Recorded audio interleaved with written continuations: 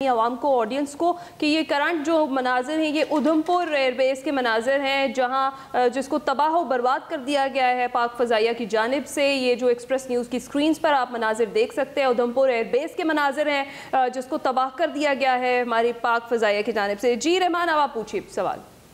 मैं मुशाहिद साहब से पूछना चाह रहा था कि ये मार्को रूबियो की जो कॉल आई है, कहा यह जा रहा था कि सिर्फ अमेरिका ही है जो भारत को कन्विंस कर सकता है और रोक सकता है। आपको लगता है कि अब ये जो कोशिशें होंगी या हो रही हैं, India is likely to listen to US? उसमें अमेरिका के साथ एक ऐड कर दें पाकिस्तान की सलाहियत टू हिट बैक, क्योंकि India is a bully, Modi is a बुली।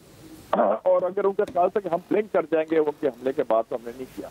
मुझे कल बड़ी खुशी हुई जब जेडी वैंस का बयान आया, जो नायब सदर भी हैं, जो मैं कहता हूँ हिंदुस्तान के दामाद भी हैं। उन्होंने कहा कि this none of our business. मैं कहा शुक्र अल्हम्दुलिल्लाह, बड़ा अच्छा बयान दिया है, क्योंकि हिंदुस्तान के साथ उनका पलड़ा अगर वो मिल जाते अमेरिका तो पलड़ा भारी हो जाना था। As long as they are neutral, मैं क्या हम खुद हिंदुस्तान से निबड़ लेंगे, और वो हमने कर दिया। तो अब उन्होंने जब देखा कि size does not equal strength, Hindustan की जारियत का हमने टिका के मुंह तोड़ जवाब दिया, with confidence, with clarity and with targeting all their target. तो वो उन्होंने कहा कि यार पाकिस्तान तो ये रुकने वाला नहीं है, ये तो छोड़ेगा नहीं, विल हिट बैक।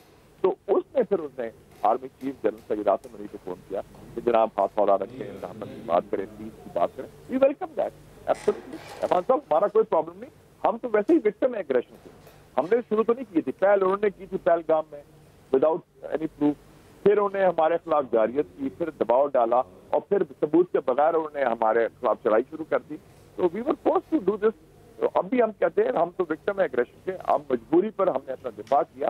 दिफा करना हम जानते हैं, ये 1971 नहीं, ये 2025 है, और हमने शो कर दिया कि ये इलेक्ट्रॉनिक वॉरफेयर हो, टेक्नोलॉजी हो, साइबर वॉर हो, कन्वेंशनल वॉर हो, प्लेन्स हो, मिसाइल हो, हमारे पायलट्स जो हों, नाइट कैपेबिलिटीज, नाइट कॉम्बैट, हम वी आर रेडी। तो it's a whole of nation approach, और इसमें मैं मुबारकबाद भी देता हूँ हमारे सरदार साहब को भी, इनके, और इन्होंने बड़ा स्ट्रॉन्ग स्टैंड लिया है। और हमारे जो जो इवन इंडिया में खालिस्तान तहरीक के अलावा जो बड़ा अफसोसनाक वाकया हुआ कि अमृतसर में गुरुद्वारा में भी उन्होंने फॉल्स फ्लैग ऑपरेशन किया, विच वी कंडेम।